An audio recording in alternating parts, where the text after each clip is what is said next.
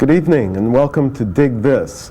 My guest this evening is Dr. Gary Feinman, who is the director and chair of the Department of Anthropology at the Field Museum in Chicago. Gary recently left the University of Wisconsin at Madison, where he was professor of anthropology. He is a leading expert on Mesoamerican archaeology and one of the leaders in the field of social evolutionary theory. And we're delighted to have him here at UCSD this evening. Gary, welcome. Thank you very much, Tom. Thanks for having me on the show. Well, Gary, your area of expertise has taken you to Mexico. Why the Oaxaca Valley? Tom, I think if you had been there, you would know why Oaxaca. It really only took me a couple weeks when I was still a graduate student to decide that I was going to make a career out of working in Oaxaca. It's an area that is beautiful. It's a mountainous valley ringed by large, high mountains. The people are wonderful. The food is fabulous, and of course, most importantly, the archaeology is rich, and there's been a sequence of Mexican and North American archaeologists who have worked in Oaxaca and have done a fabulous job of uncovering the Zapotec civilization of that region. And so, because I can walk in the footsteps of these great archaeologists, it really has made my work more enjoyable and really in many ways easier. And what is the focus of your research in Oaxaca? My work started in regional survey there. We were trying to get a picture of how people were distributed over the landscape of the valley over thousands of years, from the earliest sedentary villages through the Spanish conquest in the 16th century. From this regional survey, I began to develop an interest not just in the temples and tombs that were the focus of so much archaeology in Mexico over the years, but also in how everyday people lived. And that brought me around to eventually doing household archaeology at two sites, Ejutla and now at El Palmillo, where I've started to look at the houses of commoners, more or less, and what they did for a living.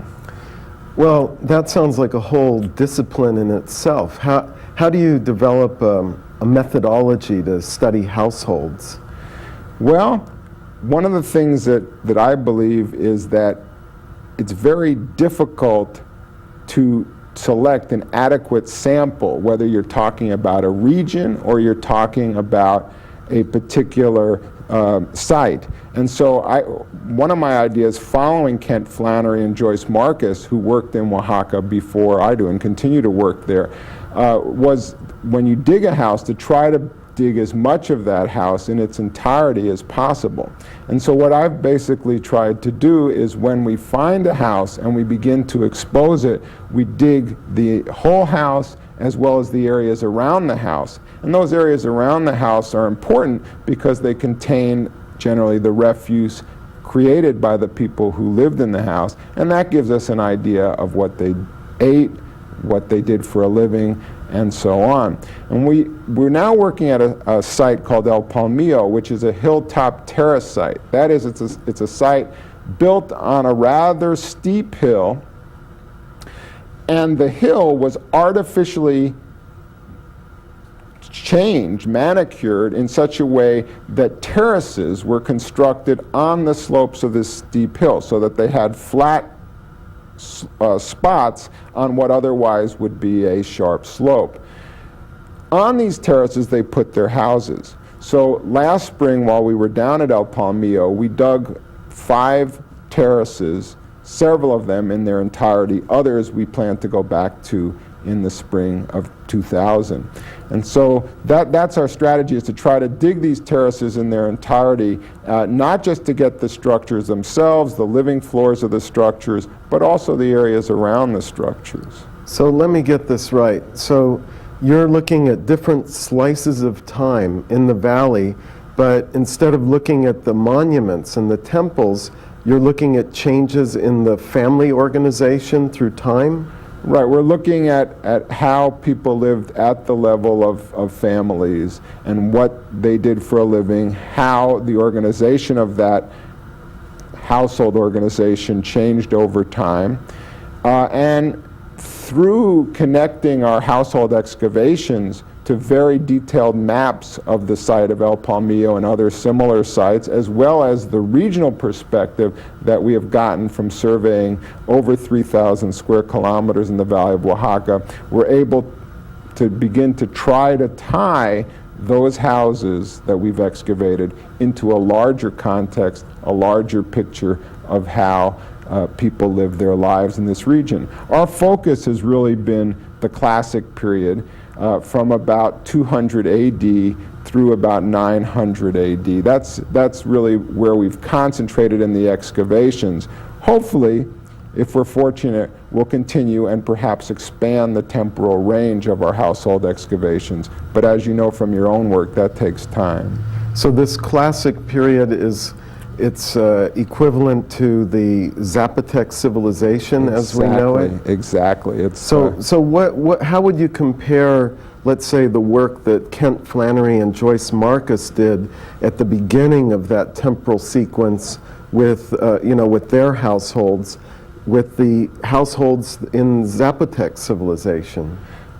Flannery and Marcus have done a fabulous job of setting the foundation for work in Oaxaca, and their studies of houses from the period of roughly 1500 BC to somewhere around 200 or 300 BC still stand as an unmatched sample almost anywhere in Mesoamerica. They dug many houses, they dug public buildings from this early period. But before our work at El Palmillo and earlier our work at Ajutla, very few houses had been dug after the period of 200 BC, which is where the Flannery's excavations basically stopped. And so we're trying to carry on and build a comparable sample of household excavations from the period of civilization in the Valley of Oaxaca. Their work mostly covers a period leading up to the rise of Zapotec civilization and its very early beginnings. Gary, another area that you're especially interested in is social evolutionary theory. And I was amazed, you've written about 11 and edited 11 different books in addition to all your articles. But in terms of social evolutionary theory, the standard evolutionary typology, bands, tribes, chiefdoms, states, did societies in Oaxaca pass through that social evolutionary stepladder? Well, I think it's a bit more complicated than that. I think that we had bands, but I think when inequality began to emerge in Oaxaca, it did not necessarily fit the traditional model of chiefdoms. We don't have the evidence of very, very powerful chiefs in the period before states arose and cities arose in Oaxaca. Rather, it looks like power was more shared and perhaps embedded in social groups, kin groups of different kinds. And so when inequality emerged, it's my view that it was a different kind of chiefdom than one might find in Polynesia or the Mississippian societies at Moundville or certain other areas. Much of my evolutionary thought is taking a middle ground position. In the history of anthropology, there's been a rather stark dichotomy drawn between very specific studies that look at the history in given regions and really are not inclined or don't care to do too much comparison from those regions. So you're just looking at regional histories in a given area. And then there's been another approach, the evolutionary approach, that's taken a much more comparative perspective, and it tends to see variability being compressed, that you go through the sequence that you alluded to earlier of bands, tribes, chiefdoms, and states. there really hasn't been a strong comparative theoretical ground between those two extremes. People saw either the general evolutionary sequence with any variability due only to historical accident or uniqueness, or they didn't do any comparison at all. Our approach is to say, okay, you do have these different kinds of hierarchical organizations, but you also have kinds of variability within, let's say, the category of chiefdoms that also has a comparative angle to it. In a sense, it's almost orthogonal or perpendicular to the axis of complexity, and that's an axis that we've called exclusionary on one extreme and corporate on another. It's not a replacement for bands, tribes, chiefdoms, and states. It's an analog, a perpendicular orthogonal analog to it. Well, how informed is this idea of, say, corporate organization by the ethnographic record, by real societies that we know about? I think it draws a lot from ethnographic record and a lot from the variability that social anthropologists have long described for different kinds of hierarchical societies. And again, often that's treated as purely historical circumstance or unique variation. But in reading the ethnographic record from this perspective, my colleagues and I noticed that there were certain patterns that seemed to recur over and over again. And of course, we drew on the work of many earlier scholars, including archaeologists like Colin Renfrew, who noticed similar patterns in his work 20 plus years ago.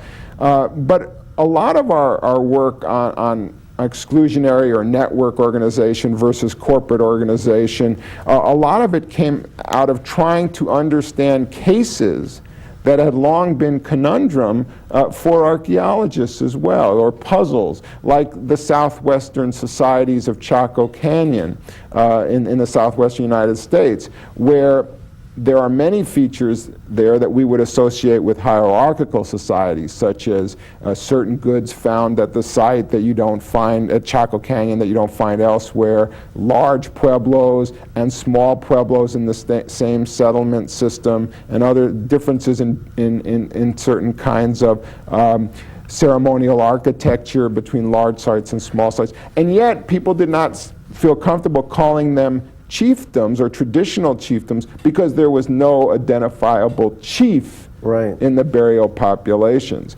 So you had hierarchy or signs of hierarchical relationships, but not chiefs. And that's led us to think about a corporate hierarchy. So how does this corporate kind of social organization differ from your idea about networks, social networks? What do you mean by that? Well, the other extreme to a corporate hierarchy is a model of a more network or exclusionary kind of hierarchy, where power is more embedded in individuals who trace their lineage to their ancestors in very direct fashion and don't owe their power so much to being simply embedded in some sort of larger favored kin group, but rather, more specifically, their line stems from the prior chief who was the offspring of the prior chief, and so on. It's more of the traditional model of a chiefdom that archaeologists have long employed and applied from the ethnographic record. Why should we care about social evolution? Well, I think we care because it represents the history of humankind, and we want to understand humankind's history in several ways. On the one hand, those of us whose families come from different parts of Europe or Africa or Latin America care about the roots of ourselves, our peoples, and what were their histories. And we all care about our own histories as peoples, as groups.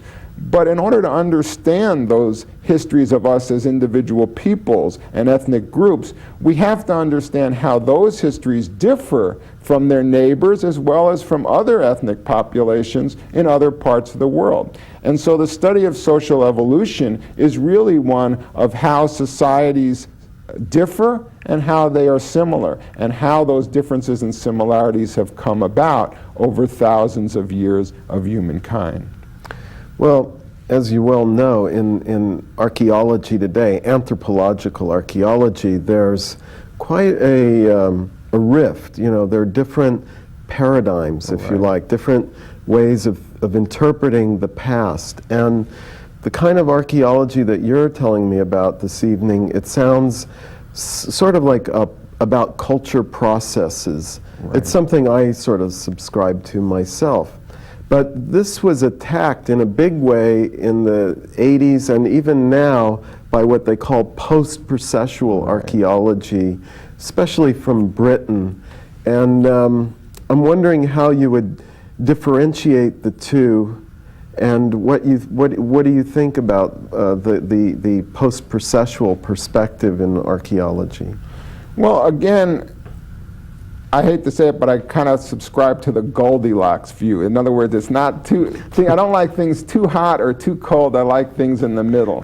There's some archaeologists who would say, just pay attention to the evidence. Don't have any ideas. Dig it up, count it up, and the truth will come out.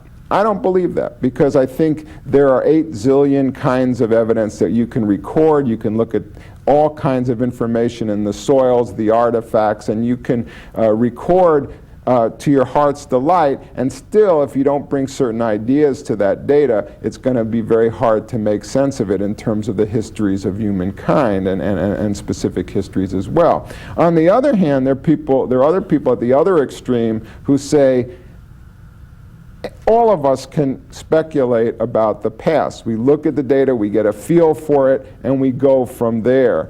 And that would be the more post-processual camp, where you don't often see a very strong tie-in between the data and the interpretation. I prefer a view that's more in the middle, one where you come to your data with specific ideas that you want to evaluate in light of the data that you are collecting. You then examine your ideas with the data that you have and present your conclusions, or at least your tentative conclusions, based on those data. That allows, through time, the process of science to work. I may come to some interpretations. I've presented my data. One of my students or their students 10, 15 years from now may decide that I looked at things wrong and come up with different conclusions. But at least they'll have that opportunity to make those new ideas come forth. But in your perspective, it doesn't sound like you can isolate, even though you're dealing with households, it doesn't sound like you can isolate the individual or the role of the individual in creating social change. No, you can't. I think that we see the aggregate behavior of a number of individuals left in the archaeological record, and we can't see a specific individual unless it's some king who happened to leave his proclamations in written form on a Maya stela. But even those, you don't know whether it's historical fact or somebody's propaganda, or a combination of the two. So no, I don't think we see the individual. We see aggregate behavior, and we try to interpret that behavior given the finest chronological control that we can muster in the particular regions where we work, and given the technologies that we have. I recognize that there's always going to be some room for interpretation in archaeology, simply because we never see the complete picture. Many things don't preserve. We're often lucky if we can excavate 5 or 10% of an archaeological site that may be one of only hundreds in a given region. Because we're only seeing a partial picture, our interpretations based on those partial pictures are always going to have room for disagreement and reinterpretation. But if we are very clear about the kinds of data we muster and how we interpret those data, then we have a chance that somebody in the future can add to them and come to another conclusion. If you never make your data clear then who's to know how you reached your view, and you're really not going along with the accumulatory scientific process. And I really think that we have to see ourselves as being part of a multi-generational project here, and that the final answers are probably not going to come to many of the questions that we're interested in during our lifetimes. You just have to sign up when you're an archaeologist and kind of recognize that. Well, you've worked in Oaxaca for over 20 years now, and recently you started a new project also dealing with issues of social change in the Shandong area of China. Could you tell us a little bit about that? That's an experience that I feel very fortunate to have come around during my lifetime. Certainly if we were talking 10 years ago and you asked me if I would even go to China, I would probably say, I don't know, who knows. But I got invited in on a collaborative project of Chinese archaeologists working with North American archaeologists who really wanted to start a project in Shandong around a very large, very early site named Langchunzhen. And they decided, and I think rightly so, that the way to start around Langchunzhen was with a regional survey, and then move towards doing household excavations and other excavations at Langchunzhen. But there had been no history of regional archaeology, systematic regional archaeology in China, either by... Even with Casey Chang, he didn't do regional? No, he didn't. And he basically did excavations. In fact, it was the common view that the rivers had flooded so much in China that many of the river valleys really could never be surveyed because the sites would be buried too deeply and you wouldn't find them. And so even with Chang's work and a rather active archaeology tradition in China, there really wasn't very much survey.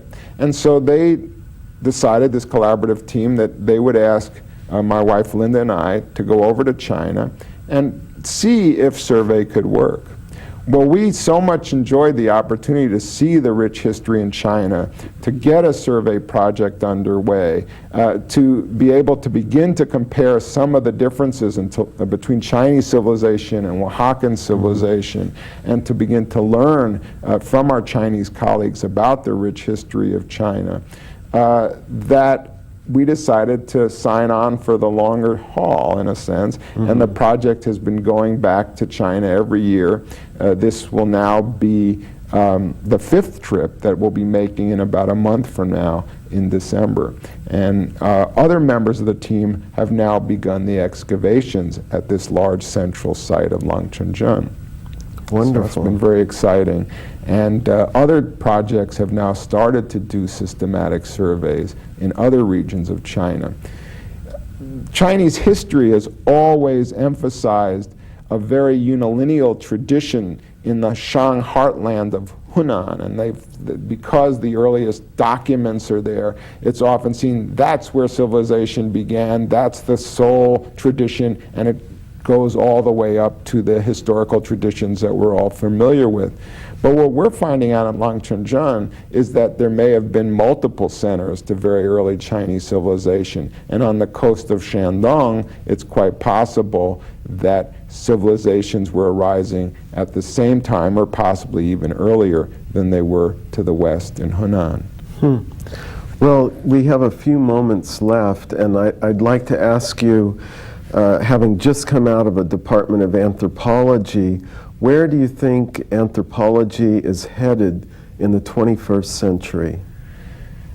I think that anthropology is headed for some very significant changes.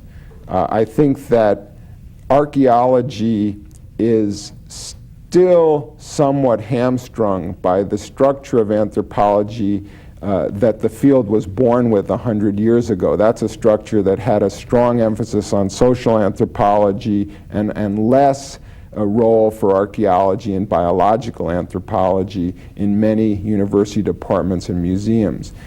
Now, as cultural anthropology has fewer indigenous peoples to study, and they're turning away from that, I think that the old structure no longer makes as much sense. And I think that with the emerging technologies in archaeology and biological anthropology, it makes sense for these fields to move closer to the forefront of this discipline. Whether that means a fragmentation of what is currently anthropology, or whether it means simply a recasting of academic departments, is something we'll have to wait and see. Great. Well, I'd like to thank you, Gary, for a fascinating chat on Dig This. Okay. And I'd like to thank our audience for viewing the program tonight.